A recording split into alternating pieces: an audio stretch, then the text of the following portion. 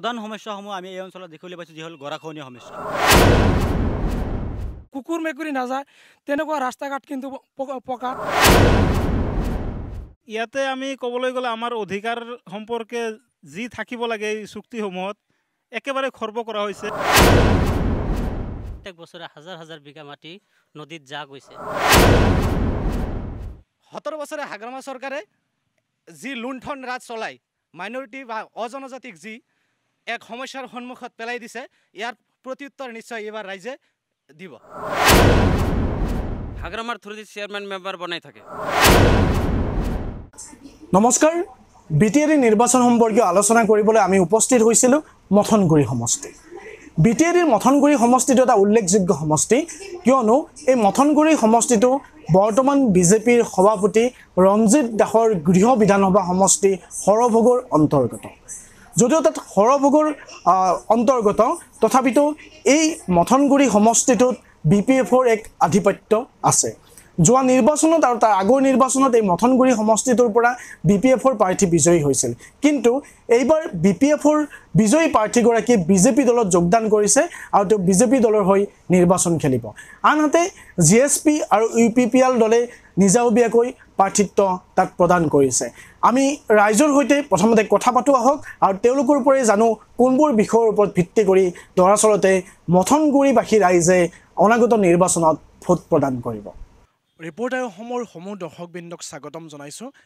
মই আজি উপস্থিত আছোঁ 20 নম্বৰ মথনগুৰি সমষ্টিত। আৰু এই মথনগুৰি সমষ্টিত বিভিন্ন সমস্যা আছে।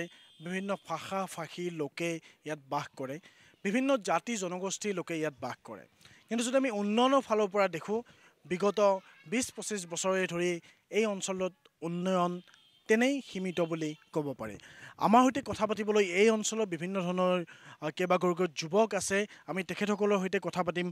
মই প্ৰথমতে এগৰাকী যুৱকৰ ওচৰলৈ যাব বিচাৰিছোঁ, আপোনাৰ ওচৰলৈ যাব বিচাৰিছোঁ, আৰু আপোনাক প্ৰথমতে সুধিব বিচাৰিছোঁ, আপোনাৰ দৃষ্টিত এই মথনগুৰি সমষ্টিৰ প্ৰধান সমস্যাসমূহ কি কি? চাওক, নমস্কাৰ। প্ৰথমতে মই ABMCৰ হালবাৰী জিলা সমিতিৰ উপসভাপতি হিচাপে সকলোকে সংগ্ৰামী অভিনন্দন জনাইছোঁ। কথা হ'ল মানে বিগত 90ৰ দশকৰ পৰাই আমাৰ এই মথনগুৰি সমষ্টি বেচিছ আমাৰ যি এটা সংঘাত, এই সংঘাতে মানে তীব্ৰ এটা ৰূপ ধাৰণ কৰিছিলে। তেতিয়াৰ পৰাই বিভিন্ন সমস্যাই গা কৰি উঠাই এই মথনগুৰি সমষ্টিত তেতিয়াৰ পৰাই মানে বিভিন্ন চুক্তি হৈ আছিল বড়োসকলৰ বাবে। এই চুক্তিৰ জৰিয়তে সিহঁতৰ মানে বড়োসকলৰ ছাপৰ্টৰ কিবা কিবি চুক্তি কৰিছিলে। তেতিয়াৰ পৰাই আমি জীয়াতু ভুগিব লগা হৈ আছিলে। প্ৰথমতে BSC চুক্তি হ'ল, তাৰপিছত BTC চুক্তি, আজি আকৌ BTR চুক্তি। BSC চুক্তি হ'ল, BTC চুক্তি হ'ল, BTAD চুক্তি হ'ল, তাৰপিছত আপোনালোকে নিজৰ অধিকাৰ ইয়াত পোৱা বুলি ভাবেনে? ইয়াতে আমি ক'বলৈ গ'লে আমাৰ অধিকাৰ সম্পৰ্কে যি থাকিব লাগে এই চুক্তিসমূহত একেবাৰে খৰ্ব কৰা হৈছে। তেখেতে প্ৰধানতঃ ক'ব বিচাৰিছে যে তেখেতসকলৰ যি অধিকাৰ, এই অধিকাৰসমূহ খৰ্ব কৰা হৈছে। মই আন এগৰাকী যুৱকৰ ওচৰলৈ যাব বিচাৰিম আৰু তেখেতক সুধিব বিচাৰিম, এই অঞ্চলৰ প্ৰধান সমস্যাসমূহ কি কি? আৰু ৰাস্তা ঘাটৰ সমস্যাৰ পৰা খোৱা পানীৰ সমস্যাৰ পৰা যিখিনি স্থানীয় সমস্যা, এই সমস্যাসমূহ কি কি? নাই, এই অঞ্চলৰ প্ৰধান সমস্যা হ'ল, আজি আমি যুগ যুগ ধৰি চাই আহিছোঁ, BTC গঠন হোৱাৰ পিছৰে পৰাই BPF চৰকাৰৰ নেতৃত্বত আজি 15-ৰ পৰা 17 বছৰ উকলি গ'ল। প্ৰধান সমস্যাসমূহ আমি এই অঞ্চলত দেখিবলৈ পাইছোঁ, যি হ'ল গৰাখহনীয়া সমস্যা। গৰাখহনীয়া সমস্যা, এই সমস্যাটো হ'ল সকলোৰে মাটি বাৰী। আজি আপোনালোকে গৰাখহনীয়াৰ ওচৰত গ'লে চাব, হাজাৰ হাজাৰ বিঘা মাটি, হাজাৰ হাজাৰ মানুহৰ ঘৰ বাৰী উটি গৈ আমি ৰাস্তাই পদূলিয়ে মথবাৰীতে তেওঁলোকে কেম্প বান্ধি থাকিবলৈ গৈছে। আৰু সেই গৰাখহনীয়াৰ পিছৰ পৰা আৰু এটা সমস্যা দেখা দিয়ে, কি বিশেষকৈ মাইনৰিটিসকলে যিসকলে গৰাখহনীয়াৰ সোঁতত উটি বেলেগ ঠাইত যাই মানে কেম্প বান্ধি থাকিবলগীয়া হয়, সেই মানুহবিলাকক কিছুদিন পিছতেই একাংশ মানে কুমনোভাৱৰ নেতাসকলে তেওঁলোকক বিদেশী, বাংলাদেশী বিভিন্ন ধৰণৰ আখ্যা দিয়ে। এইটো হ'ল আমাৰ প্ৰধান সমস্যা। তেখেতে কৈছে যে প্ৰধান সমস্যাটো হ'ল গৰাখহনীয়া সমস্যা। যিটো গৰাখহনীয়া সমস্যা আছে, ৰাজনৈতিক অধিকাৰৰ প্ৰশ্নসমূহ জড়িত হৈ আছে। গতিকে আপোনালোকৰ দৃষ্টিত অহা নিৰ্বাচনত আপোনালোকে কেনে ভূমিকা গ্ৰহণ কৰিব? নিশ্চয়, আপোনালোকে জানে যে বিগত সময়ছোৱাত মথনগুৰি সমষ্টিকে ধৰি গোটেই BTADত 17 বছৰ BPF চৰকাৰৰ দুৰ্নীতি, ভ্ৰষ্টাচাৰ, শোষণৰ ফলত BTAD বাসীয়ে লাঞ্ছিত বঞ্চিত হৈ আহিছে। সেই ক্ষেত্ৰত আমি চাবলগীয়া আছে, আলোচনা পৰ্যালোচনা কৰিবলগীয়া আছে যে আমাৰ যিবিলাক অধিকাৰ এই অধিকাৰবিলাক সাব্যস্ত কৰাৰ কাৰণে বা আমাৰ BTADৰ বা সমষ্টিৰ উন্নয়নৰ বাবে বা আমাৰ সংখ্যালঘুৰ উন্নয়নৰ বাবে কাৰ ফালে বা কাক আমি ভোট দিব পাৰোঁ, নিশ্চয় এই বিষয়ে আমি পৰৱৰ্তী সময়ত আলোচনা বিলোচনা কৰিম। নিশ্চয় আলোচনা বিলোচনা কৰিবলগীয়া আছে, যিহেতু ইলেকশ্যনে এতিয়া ঘোষণা হোৱা নাই।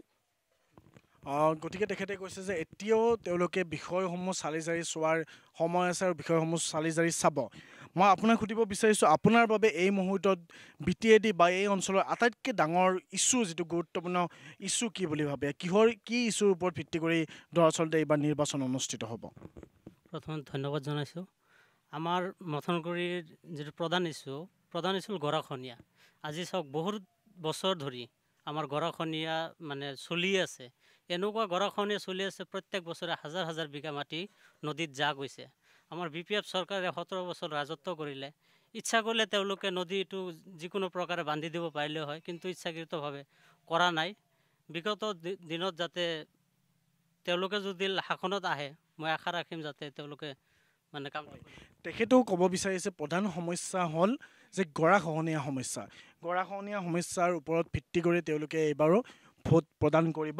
মই এতিয়া আন এগৰাকী ব্যক্তি আছে, তেখেতক সুধিব বিচাৰিম, আপোনাৰ দৃষ্টিত এই অঞ্চলৰ প্ৰধান সমস্যাসমূহ কি যি সমস্যাৰ ওপৰত ভিত্তি কৰি দৰাচলতে আপোনালোকে অহা নিৰ্বাচনত ভোট প্ৰদান কৰিব? হয়, যিয়ে নহওক, জয়তে সাংবাদিক বন্ধুসকলে আমি মথনগুৰি সমষ্টিৰ ৰাইজৰবাসীৰ পৰা আন্তৰিক অভিনন্দন জ্ঞাপন কৰিছোঁ। চাওক, BTC-বাসীৰ ৰাইজে মনত বহুত আশা, মনত বহুত কল্পনা কৰি BPF চৰকাৰক মানে শাসনত পঠাইছিলে, কিন্তু BPF চৰকাৰে কিন্তু মথনগুৰিবাসীৰ লগতে সমগ্ৰ BTC-বাসীৰ লগত প্ৰতাৰণা কৰি তেওঁলোকে দুৰ্নীতি ভ্ৰষ্টাচাৰ কৰি তেওঁলোকে যি 17 বছৰীয়া একপক্ষীয় ৰাজনীতি কৰি গৈছে। আজি চাওক, কিছুমান বড়ো গাঁৱত গ'লে যি বছৰৰ ইমূৰৰ পৰা সিমূৰলৈ কিনে এটা কুকুৰ মেকুৰী নাযায়, তেনেকুৱা ৰাস্তা ঘাট কিন্তু পকা। কিন্তু আমাৰ আন জাতি জনগোষ্ঠীৰ মাজত যিবোৰ ভাল ৰাস্তা ঘাট আছে, সেইবোৰ বিশেষকৈ এখেতে ক'ব বিচাৰিছে যে উন্নয়নৰ যিটো সমবিতৰণ, কোনোবা ঠাইত উন্নয়ন হৈছে, এটা বিশেষ জনগোষ্ঠীয় অঞ্চলত বাস কৰা, এটা বিশেষ জনগোষ্ঠীয়ে বাস কৰা অঞ্চলসমূহতে কেৱল উন্নয়নৰ কিছু ৰেহৰূপ পোৱা যায়। তাৰ বাহিৰে আন যিসমূহ অঞ্চল আছে, এই অঞ্চলসমূহত উন্নয়ন বুলি একো নাই, সেই কথাটোৱে তেখেতে বুজাব বিচাৰিছে। মই আন এগৰাকী ব্যক্তিৰ ওচৰলৈ যাব বিচাৰিম আৰু তেখেতৰ পৰা জানিব বিচাৰিম, আপুনি কি ইছ্যুৰ ওপৰত ভিত্তি কৰি অহা নিৰ্বাচনত ভোট প্ৰদান কৰিব? নমস্কাৰ। তেনে অহা নিৰ্বাচনত এইটো কৰা হ'ব, যিটো আমাৰ BTC যিটো আইন আছে, আইনটো যিটো হাগ্ৰামী মহিলাৰ শাসনত গ'ল, যোৱাৰ পিছত যিটো চেয়াৰমেন মেম্বাৰ হয়, যদি বেলেগ পাৰ্টি MCL এটা জিতাৰ পিছত সেই MCLৰ থ্ৰুদি চেয়াৰমেন মেম্বাৰখিনি বনাব লাগে। সেইটো নবনাই হাগ্ৰাম অঞ্চল চৰকাৰত আহে, হাগ্ৰামৰ থ্ৰুদি চেয়াৰমেন মেম্বাৰ বনাই থাকে। হয়, তেখেতে ক'ব বিচাৰিছে মূলতঃ যে যদি BPFৰ বাহিৰে আন পাৰ্টিৰ MCL জিকে, তেওঁৰ যিসমূহ অধিকাৰসমূহ প্ৰদান নকৰে। মই আন এগৰাকী ব্যক্তি আছে, আপোনাৰ পৰা জানিব বিচাৰিম, আপুনি অহা নিৰ্বাচনত কিহৰ ওপৰত ভিত্তি কৰি দৰাচলতে ভোট প্ৰদান কৰিব? নমস্কাৰ। তাৰমানে আমাৰ হাগ্ৰামা মহিলাৰী ডাঙৰীয়াই 2017 বছৰ ৰাজত্ব কৰি গ'ল। ৰাজত্ব কৰাৰ পাছত আমাৰ 2004 পৰা আমাৰ সমস্যা হ'ল গৰাখহনীয়া। আজিলৈকে কোনো গৰাখহনীয়াৰ বাবে কোনো দিন আজিকালি এতিয়া ধৰক বৰ্তমানো আমাৰ এতিয়াও ভাঙি আছে। এতিয়ালৈকে কোনো মাটি হওক কিবা হওক এতিয়ালৈকেনো আমাক একো দিয়া নাই। আমাৰ এতিয়া হ'ল নতুন চৰকাৰ আহিব লাগে, নতুন চৰকাৰৰ ওপৰত তেওঁলোকে নতুন চৰকাৰ বিচাৰে, কাৰণ গৰাখহনীয়া সমস্যা সমাধানত বৰ্তমানৰ BTC প্ৰশাসন সম্পূৰ্ণৰূপে বিফল হোৱা বুলি তেওঁলোকে অভিযোগ উত্থাপিত কৰিছে।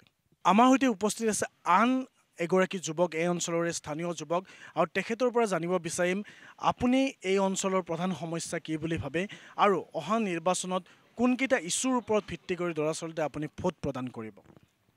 নমস্কাৰ জনাইছোঁ। চাওক, 2003 চনত BTC চুক্তি হৈছিল।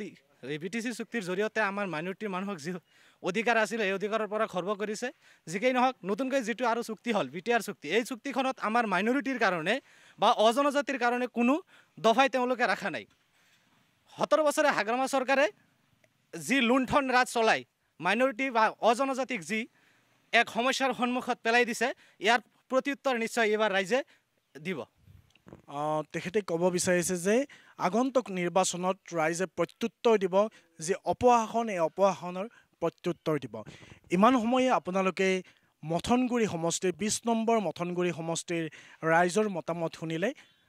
আপোনালোকক আমি অনাগত দিনত আন BTADৰ সমষ্টিসমূহলৈ লৈ যাম আৰু সেই সমষ্টিসমূহৰ সাধাৰণ যি নাগৰিক আছে সাধাৰণ নাগৰিকৰ মনৰ ভাৱ জনাবলৈ প্ৰয়াস কৰিম। মথনগুৰিবাসী ৰাইজৰ সৈতে কথা পতাৰ পিছত আমি লগ পাইছিলোঁ GSP অৰ্থাৎ গণসুৰক্ষা পাৰ্টীৰ যিগৰাকী প্ৰাৰ্থী আছে এই সমষ্টিটোৰ পৰা প্ৰতিদ্বন্দ্বিতা কৰিছে সেই প্ৰাৰ্থীগৰাকীক আৰু তেখেতৰ সৈতে আমি কথা পাতিছিলোঁ দৰাচলতে কোনবোৰ বিষয় লৈ কোনবোৰ নিৰ্বাচনী ইস্যু লৈ কি কাম কৰিম বুলি কৈ তেওঁ জনসাধাৰণৰ কাষ চাপিছে।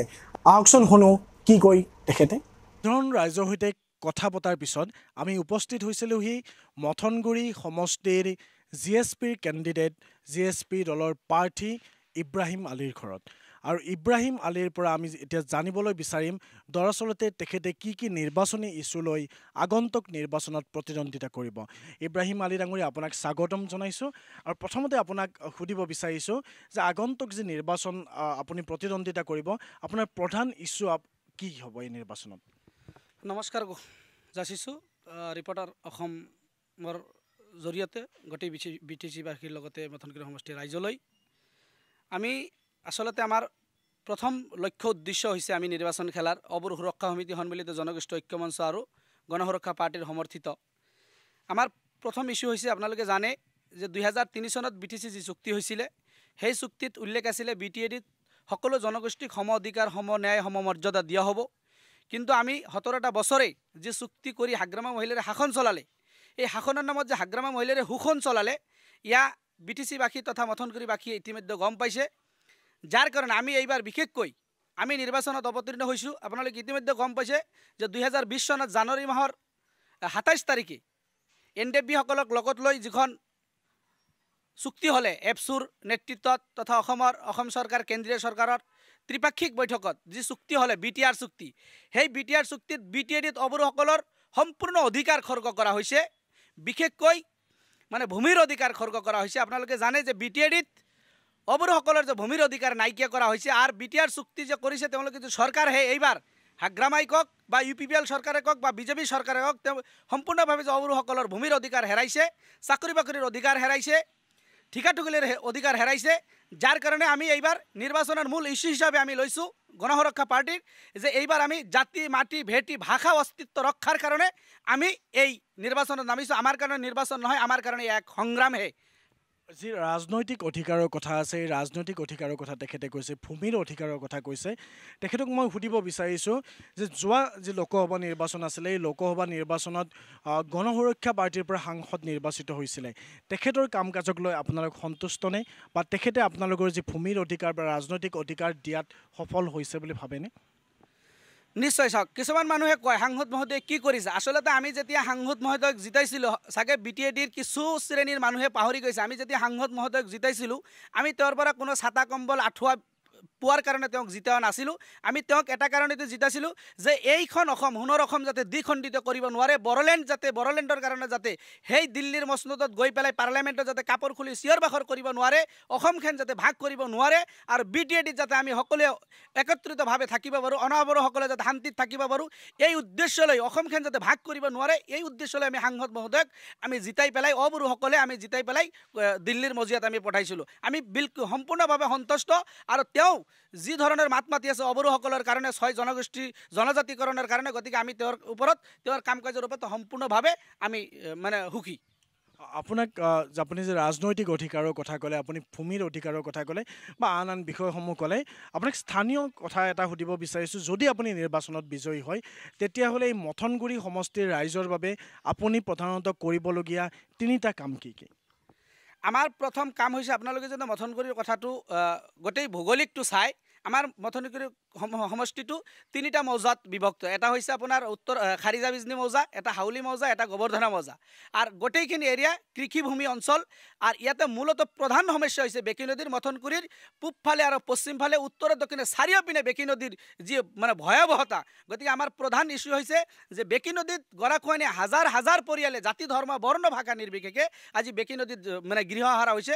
গতিকে আমাৰ প্ৰধান ইস্যু হৈছে যদি পাব্লিকে ৰাইজে যদি সঁচাকৈ আমাক মানে তেওঁলোকে ভোট দি আমাক জিতায় মোক জিতায় তেতিয়াহ'লে আমাৰ প্ৰধান কাম থাকিব বেকী নদীৰ বিজ্ঞানসন্মতভাৱে আমি চৰকাৰৰ লগত আলোচনা কৰি পেলাই চৰকাৰৰ পৰা পৰ্যাপ্ত পৰিমাণৰ মানে ফাণ্ড আনি পেলাই বেকী নদী বিজ্ঞানসন্মতভাৱে আমি মানে প্ৰতিৰোধ কৰি পেলাই যিসকল ব্যক্তিক ভূমিহীন হৈছে গৃহহীন হৈছে তেওঁলোকক আমি ভূমিৰ পট্টা প্ৰদান কৰি পেলাই তেওঁলোকক গৃহ নিৰ্মাণ কৰি দিয়া দ্বিতীয় কামটো হৈছে যে যিহেতু কৃষি অঞ্চল গতিকে কৃষিৰ কাৰণে এনেকুৱা এটা সময় আহে যি সময়ত কৃষকসকলে চব্জি বজাৰত লৈ পেলাই দিব লগা হয় নিকিনে যাৰ কাৰণে আমি কৃষকসকলৰ কাৰণে কৃষক সবলীকৰণ আমি কৃষকসকলৰ কাৰণে আমি বিশেষ উন্নয়নৰ ব্যৱস্থা কৰিম তথা কৃষকসকলৰ কাৰণে আমি বিভিন্ন তিনিটা মাজত অন্তত অতি কমত তিনিটাকৈ কোল্ড ষ্ট'ৰ আমি নিৰ্মাণ কৰিম যি সময়ত চব্জি মানুহে মানে পেলাই দিয়ে সেই সময়ত আমি কোল্ড ষ্ট'ৰত ৰাখি থৈ দিওঁ সময়মতে আমি সেই চব্জি মানে ভাল দামত বিক্ৰী কৰিব পাৰিম কৃষকসকলে আত্মহত্যা কৰিব লগা নহয় তৃতীয় হৈছে যথেষ্ট নিবনুৱা সমস্যা আছে শিক্ষিত যুৱক যুৱতীসকল আছে তেওঁলোকে আজি চাকৰিৰ অভাৱত তেওঁলোকে মানে হেৰি কৰি আছে চাকৰি পোৱা নাই আৰু বিটিএডিত আপোনালোকে জানে বিটিএডিত যি চুক্তি হৈছে আৰু যোৱা 17 বছৰ হাগ্ৰামা মহিলাৰীয়ে আমাৰ এজন অবৰু MCLA মানে BTC এছেম্বলিত হাগ্ৰামা মহিলাৰীক পোনপটীয়াভাৱে প্ৰশ্ন কৰিছিল যে বিটিএডিত মানে চাকৰি বাকৰিৰ ক্ষেত্ৰত CSBৰ জৰিয়তে কিমানজন মানুহক চাকৰি দিয়া হৈছিল আৰু অবৰুসকলক কিমান দিয়া হৈছিল হাগ্ৰামা মহিলাৰী লিখিতভাৱে উত্তৰ দিছিল যে যিহেতু এইখন মানে 6 শ্ৰেণীৰ এৰিয়া ইয়াতে অবৰুসকলৰ কাৰণে কোনো চাকৰি বাকৰি নাই 100% বড়োসকলৰ কাৰণে ৰিজাৰ্ভ কিন্তু দুখৰ বিষয় যদি 100% বড়োসকলৰ কাৰণে চাকৰি বাকৰি ৰিজাৰ্ভ হয় তেতিয়াহ'লে ভোটৰ সময়ত এই অবৰুসকলৰ ওচৰত কি হয় যাৰ কাৰণে আমাৰ তৃতীয় নম্বৰ ইস্যু হৈছে যে আমি গৈ পেলাই এই যিখন চুক্তি বা এই যিখন দফা এইটো আমি সংশোধন কৰি পেলাই বিটিএডি যে অবৰুসকলৰ যথেষ্ট মানে শিক্ষিত যুৱক যুৱতী আছে তেওঁলোকৰ চাকৰি বাকৰিৰ ব্যৱস্থা আমি কৰিম ইমান সময়ে আমি ইব্ৰাহিম আলী ডাঙৰীয়াৰ সৈতে কথা পাতিলোঁ আৰু তেখেতে আমাক জনাইছে যে তেখেতৰ প্ৰধান নিৰ্বাচনী ইস্যু হ'ব অনাবড়ো লোকসকলৰ ৰাজনৈতিক আৰু ভূমিৰ অধিকাৰ তাৰ উপৰিও তেখেতে জনাইছে যে যি গৰাখহনীয়া সমস্যা আছে